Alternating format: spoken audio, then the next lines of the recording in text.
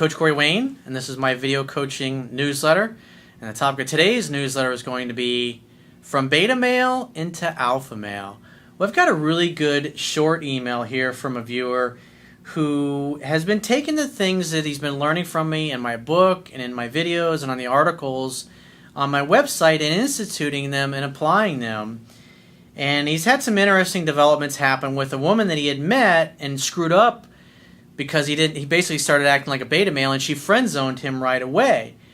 Well, because he was applying the things that he was learning from me, it completely changed the way he looked at things. It completely changed his behavior. And instead of acting like a beta male, like he wasn't worthy, he started acting like he was worthy. And so his responses, the tone of his voice, and the way he went about interacting with this woman changed her behavior. He kind of fumbled the football a little bit at the end when he got his second opportunity time around with some of the things he said. But you can tell the complete perception shift that he's had in how he approaches the world. And at least he's no longer acting like a beta male. He's acting like an alpha male acts, where he's basically willing to walk away from something if he doesn't get what he wants. Because the strongest negotiating position in life is being able to walk away and mean it. And you don't get what you deserve in life. You only get what you negotiate. And part of being successful is being a good negotiator. Because think about it, if you're taking a job and you take less money, even though you really wanted a job and you take less money, at the end of the day, you're still going to resent it a little bit. And I remember that happened to me once when I was in the 90s. I had this company I really wanted to work for, and I ended up taking a little bit less money. Even though I was moving to the north of the state, I had a good position, but I had more experience than a lot of the guys I was working with, and I took a bit of a pay cut because I really wanted to work for this company, and it really fucking bothered me. And I knew it at the time, but I didn't want to risk losing the opportunity to work for this particular company. But I didn't negotiate at the best of my potential in that particular scenario. But it's how you live and you learn. But it's like when it's like whether you're dating somebody and she wants to friend zone you, and like you don't really want friend zone, but you think, hey, I'll go along with being friends because maybe she'll change her mind later on. Inside, what's happening is now your friendship really is a fraud because you're not interested in that. You're telling her you're okay with friendship only, because what's really going on is inside you're thinking, oh, well, I'll just fly under the radar. If I get to hang out with her a lot more, she'll see what a great guy I am and eventually say, you know what, I really should date that guy. But what's going on is you stated what you wanted initially was something romantic, and now she's saying, hey, how about friendship? And you're like, okay, I'll go along with that. That's prostituting yourself and prostituting your feelings.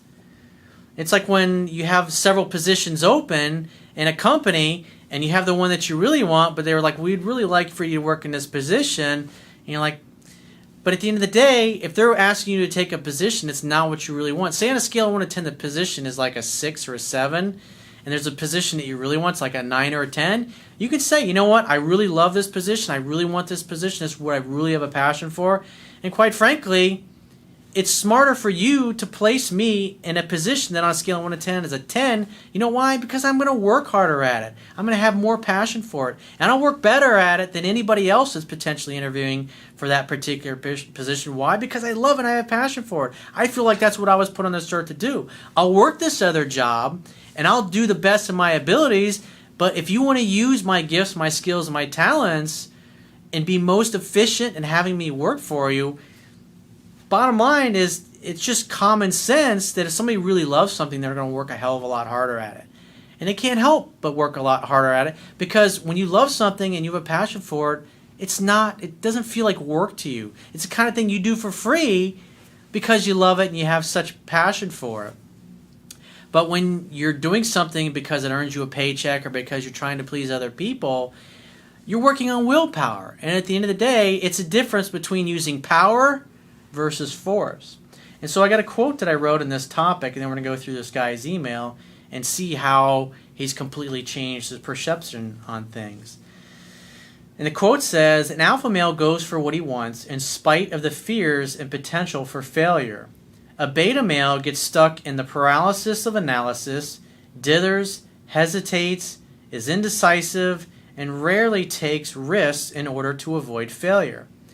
Alpha males understand that failure and overcoming their fears is a part of life and a necessary precursor to success. Alpha males understand that their success is their responsibility and their responsibility alone. They take responsibility for everything that happens in their lives, good and bad. Beta males blame others for their failures and attribute their success to luck and things that are out of their control. When it comes to success, beta males wish it would happen, while alpha males make it happen. So let's go ahead and jump right into his email. He says, "Hey coach, this is just another testimony to the message in your coaching. I've been going round and round with a total 10. Even though I routinely behave alpha, I let myself like this particular woman too much." Hence what I was talking about earlier about being a good negotiator. Because he really wanted this girl, he was extra nice, and he started compromising his goals and his values. And when she saw that, he wasn't willing to stand up for himself and what he wanted, it turned her off. He says, "I over-pursued and demonstrated wuss-like behavior after our first date, and she promptly put me right in the friend zone." That sucks. It's predictable. You can set your watch to it. When you act beta male, eventually you're going to get friend zone. She has a lot of options with men, and she was not about to tolerate a beta male. Think about it. If the woman has lots of options, and she's beautiful, and she's successful, and she's a high achiever, she's a high achieving alpha female, she's not going to put up with weakness. She's going to want a true equal. She's going to want a man who's comfortable and is masculine, who's comfortable being the leader, who's strong enough and centered enough to where she's going to feel comfortable in her personal life letting go and submitting and letting him be the leader. But if a guy's not comfortable and he's not centered and he's not sure of himself, she's not going to feel safe and comfortable enough to relax and let him take control of the leadership position. That's going to force her to stay in her masculine. And she's obviously in her career will be comfortable being in her masculine because that's what it takes to achieve. That, after all, masculine energy is all about purpose, drive, mission, succeeding, accomplishing, breaking through barriers. Feminine energy is about opening up, receiving, being submissive. And alpha females that are comfortable in both essences, that are comfortable moving into their masculine energy to achieve and succeed in their career, but when they come home at night are comfortable getting in their feminine, putting their makeup on and putting the tight skirt on and letting their man make all the plans, take care of the babysitter, to where she can come home, relax, be totally in her feminine because she's been in her masculine all day, and be what she really is inside, and be submissive and go along with what it is that her man wants in her life. But you got to show her that you will earn these things by acting like a man is supposed to act, by being totally centered and in your masculine. Because if you don't, she ain't going to stick around for very long. Why? She doesn't have to. She's got lots of choices. She can ditch your ass and find 10 other guys. She's looking for the strongest, most dominant one. She wants a true equal, a true partner, someone that will stand up to her and not let her walk all over him just because she's got a pretty face and nice boobs and a nice butt and a nice pair of legs. He says, "That is what drove me to your work. 3 weeks ago, I was on my Harley and talking to a buddy when she approached to ask him something about working on her car. I was cool and composed, and I smiled, remaining indifferent, and said hello, just like you, coach." And notice how she's zeroing in on his friend, because basically she's already like, yeah, you're a fucking beta male, you're a pussy. And so now he's different because he's been applying the things he's been learning from me. And because she's already got the perception in her mind that, oh yeah, there's the pussy, there's the wussy that I friend zoned. But something is different. And notice what he does to get her attention. He's no longer in ass-kissing mode. Now he's just treating her like another girl. He's treating her like a guy who has lots of options with women. In other words, he's not so sure about her yet. He's not so sure that she really warrants his time. He says she said that she was going to walk to an appointment nearby, and I offered her a ride. She hesitated, so I said, okay, I know you're scared to do anything fun. What a fucking great comeback. With a James Bond smirk on my face as I started to roll away. And look what happens. She stopped me and got on. Isn't that interesting? One statement just saying, hey, the fun bus is going this way. You're more than welcome to join me. And she's like, eh. He's like, all right, see you later. And she's like, now he's acting like a man. This is shocking to her. And what does this do? It makes her feel safe and comfortable. It makes her feel safe and comfortable submitting to his masculinity. Whereas before, she's like, away with you, peasant. He says, we went for a quick ride, and when I dropped her off, I asked her when she was free to get together. She said she thought she might have plans that weekend and told me to call her. What do you think the right response is? This is a girl who already friend zoned. Is like, I gotta call you. You already friend zoned me. Not that you're gonna say that, but think about it. Oh, give me a call. Why don't you call me? Is the proper response. And notice what he says. He says, I laughed and said, nope, but you can call me when you figure out your schedule. Fucking awesome, dude. Good job. She just blinked, almost stunned, as I said goodbye and drove away. Again, hey, fun bus is going this way. Give me a call if you change your mind. Give me a call if you care to join me. In other words, you're not chasing after anybody. You're a fucking awesome catch. If you got 3 messages on your phone from 3 other beautiful women, and this girl is going, oh, why don't you give me a call? And these other 3 women are going, oh, I can't wait to see you. I miss you. I had such a great time the other night. Why would you want to chase after somebody who's treating you like a second-class citizen? I don't fucking think so. Not going to happen. Dude, you did fucking great. Brilliant. He says, 3 days ago, she texted me to apologize for not getting back to me. So in other words, she purposely waited. Why? Because she wanted to see if he was going to reach out to her and continue to be the beta male that she thought he was. And so he was congruent with his statement. That's important. He said, no, you can call me. Obviously for him to call a week later, which I get a lot of emails, and I talk to lots of guys on phone sessions that cave after that, and that's all it takes to show a lack of dominance, a lack of confidence, a lack of self-worth. If you don't feel like you deserve her, then why would she want to give you an opportunity? You already don't think you're good enough for her, so she has no choice but say, okay, you're right. You're not good enough for me. You're not fucking worthy. Women have to have some way of screening out the less dominant or the non-dominant males from the dominant ones. Because the dominant ones, think about the captain of the football team, he ain't chasing nobody. Girls are calling him all the time, throwing their fucking panties at him going, ooh, take me to the prom. He says, 3 days ago, she texted me to apologize for not getting back to me, explaining that she had been so busy and traveling for work and blah, blah, fucking blah, blah, lol. Again, I was indifferent and asked her when she was free to get together. Boom. He's direct. He's decisive. He gets right to the point. What does he assume? It's just what I teach in my book. When a woman reaches out, you assume she wants to see you and you make a date. He's not sitting here with fucking jerking himself off, thinking, oh, I got to talk to her for 10 minutes to get her to like me. No, she's reaching out. She must like me. She must want to see me. So I'm going to make a date. That's the proper way to handle it. She gave me the option of any day over the next week that worked for me. Submissive, flexibility, what does that mean? She doesn't want to fuck it up. Remember, she's reaching out to him. Why did she reach out? She's putting herself in his orbit in hopes that he'll be direct, decisive, and make a definite date, and won't take any bullshit maybe dates. He says, I set a definite date for Saturday and picked her up at 8 o'clock that night. When she saw me dressed to impress, and her dressed in jeans, she immediately offered to change her outfit. Power shift in progress?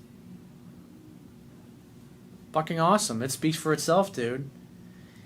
He says, we had a great time laughing, joking, and keeping it fun. She told me about the 97%ers that she had been dating and literally roadmapped what works and what doesn't work for her with men. All of it was completely aligned with what you teach. At the end of the date, she said that she really had a great time in a friendly, fun sort of way. And I realized that she might still be holding me in the friend zone, but this time I was armed with 3% mindset. So if she would have said in a friendly, fun sort of way, she was like, I had a really great time in a friendly, fun sort of way. It's like, you know what, so do I. And I think you should get it over with and kiss me right now because your lips look a little dry, and I'm happy to help you moisten those up. So bring them over here, sugar, and let me give you some sugar. That's the way you handle it. It's like you're daring her to say no to you. You know what you want. You're going for it. You're setting the tone. But this is where he basically kind of fumbled the football. I realized that she was still holding me in the friend zone, but this time I was armed with the 3% man mindset. I smiled and said, I understand why you're unsure about me.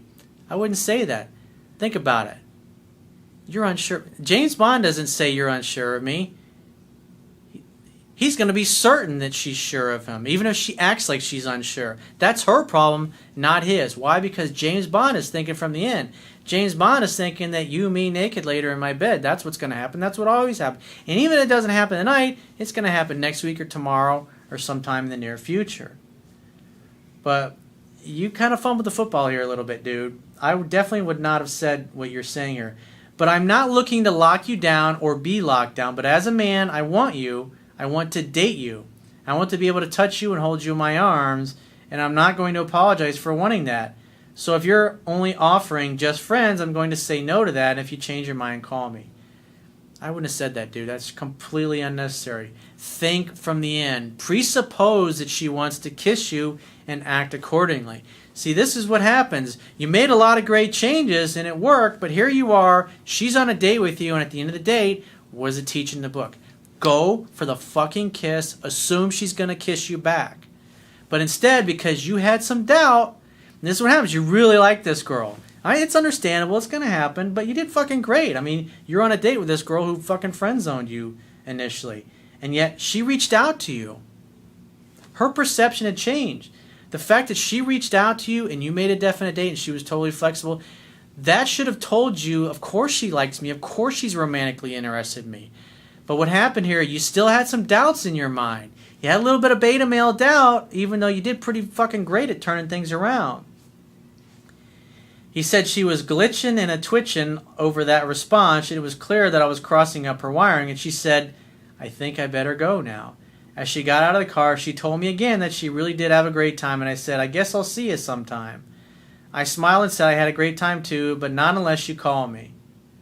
Well, that's your statement, that's your purpose, that's your mission. So you must be congruent with that statement, because otherwise you're being a fucking puss bag. So, I had a great time too, but not unless you call me. So, since that's what you said, you got to be congruent with that statement. In other words, you want to be wanted. That's what you're communicating. You said this is what I want, and she just got out of the car and was like, hey, see you later. It's like, okay. Now, a lot of guys will say things like that, and then a few days later, or a week later, or 2 weeks later, they call her up. It's a beta male move to do that, because they're not being congruent with their words. So, even though that's the wrong thing to say, I wouldn't have said that, you said it. So as a man, you must mean what you say and say what you mean. Because when you say something like that, and then you go back on your word, she's not going to trust your masculine core. But if she likes you, if she's romantically interested, and she reaches out, so what are the odds? Flip a coin. It can go either way. She closed the car door, and I drove away as she let herself into the house. I would have definitely walked her to her door and kissed her on the doorstep. That's what the book teaches, my friend. And this is what happens when you don't know the book inside and out, backwards and forwards, but you're also being affected by your fear here. And when I was learning this stuff, I did the same exact type of things that you did. It's a difference between pursuing too much and not pursuing enough. And so you backed off and you were indifferent properly, and everything that you did was great up until the end of your second date here. And it's like right at the end you kind of fumbled the football a little bit instead of being decisive and going for what you want. Because think about it, if you'd have walked her to the door, because I'd been on dates before where the woman wasn't touching me or nothing, and I walk her to the front door and we kissed, we started making out, and she's like, would you like to come inside? Sure. Because you never know. And it's like you go for the kiss, you're thinking she's going to turn her head and give you the cheek, and she about sucks the tongue out of the back of your throat. You're going, damn. That's why you always fucking go for the kiss at the end. It's the only way to be sure. He says, if I hear from her, I will set a date to make dinner together at my place and tell her to bring her cute self and a bottle of wine. If not, I'm already on to 2 other women who are opening doors for me to walk through. That's the right mindset. And I would definitely do that. Invite her over. Just say, if she texts you, say, hey, dinner, drinks, my place. when are you free to get together? And then she says, oh, I'm free Thursday, I'm free Wednesday. Say, great. How about 8 o'clock Wednesday? And then my address is 123 Oak Street. See you then, question mark? And she'll say, yeah, see you then. Say, great. Bring a bottle of wine with you. He says, dude, thank you so much for your work. I'm so at peace with the situation with this woman now and moving into an abundance mindset because of what I learned from you. Like I said, you did really great with the exception of that last little bit at the end there. I definitely would have handled it differently. But other than that, I mean, that's huge. To go from getting blown off in friend zone to she's calling you. Remember, if a woman is chasing you, she's not dumping you. She's not blowing you off. She's not ditching you or kicking you to the curb. It's the best way to be. So if you'd like to get my help personally, the quickest way is to book a paid phone, Skype, or email coaching session. You can choose any of those options by going to my website, clicking the products tab at the top of your screen, and just follow the instructions for booking whichever option works best for you. And I will talk to you soon.